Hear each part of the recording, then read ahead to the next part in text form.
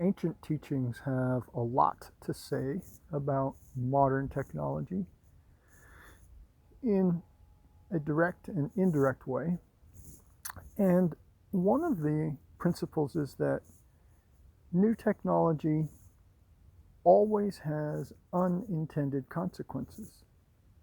And in addition to this rather familiar concept, there's also the concept that when mankind makes tools that are not needed, makes tools that disregard long-term study about what they'll do or what they could do,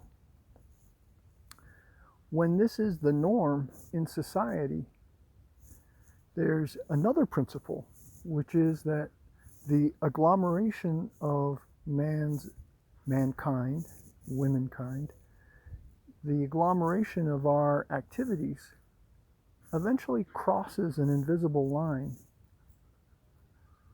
and becomes more and more counterproductive. So one example that's gotten my attention in recent days is based on these videos that are showing particles in these swabs that are used for virus testing and in these face masks that are the medical ones that are typically worn. And these videos are showing that there are stuff in there that's pretty skanky looking, pretty scary looking, worm-like things. And whether or not the videos are real is not what I'm here to opine about.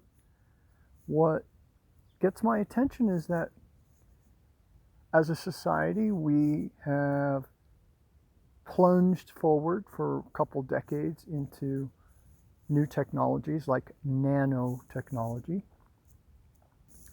never taking into account that not only could things be built that are really not good for us, that are liable to be used for the wrong purpose.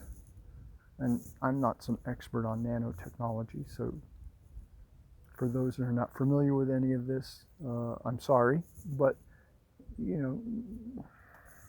fake insects and bacteria that are man-made that can go into your body and explore and God knows what, transmit data and problems and so forth. That's, on the surface, the type of concern that has been raised for years now since the inception of nanotechnology. But here's another type of problem which is revealing itself, which is that now that society knows that these technologies exist, society can and does inevitably focus its fears on what these things can do. So there's a whole world of conspiracy theories, real or imagined, that have evolved and emerged because there's this invisible technology. It's real. We don't know what it's being used for. We can't know what it's being used for because it's too small to see and feel and so forth. So what we've done is created a technology that's a mirror of the fears of society.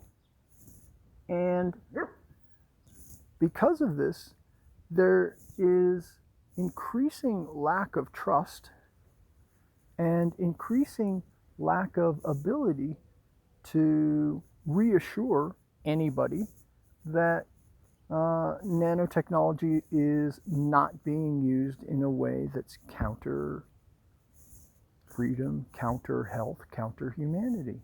There's no way to prove it.